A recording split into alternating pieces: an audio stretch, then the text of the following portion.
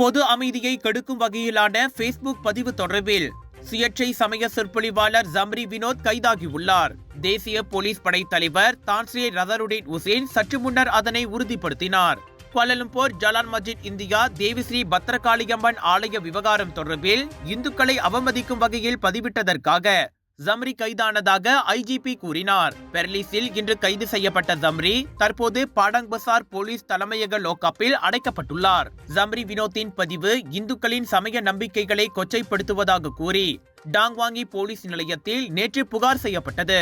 இதையடுத்து மலேசிய தொடர்பு பல்லூடக ஆணையம் ஜம்ரி வினோத்தின் பேஸ்புக் தரவை விசாரணைக்காக பாதுகாத்து வைத்துள்ளதோடு அவரின் விவோ கைபேசியையும் பறிமுதல் செய்தது.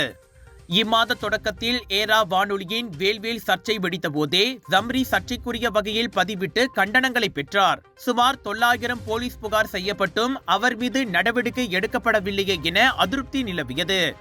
அந்த கோபம் அடங்குவதற்குள் மஸ்ஜித் இந்தியா ஆலய விவகாரத்திலும் அவர் மூக்கை நுழைத்தார். ஊரார் நிலத்தில் கோயிலை கட்டிவிட்டு பிறகு நிலத்திற்கு சொந்தம் கொண்டாடுவதும் உரிமையாளரிடமே சண்டைக்கு நிற்பதும் வாடிக்கையாகிவிட்டதாக நக்கலாகவும் சிறுமைப்படுத்தியும் ஜம்ரி அடுத்தடுத்து பேஸ்புக்கில் பதிவேற்றியது குறிப்பிடத்தக்கது.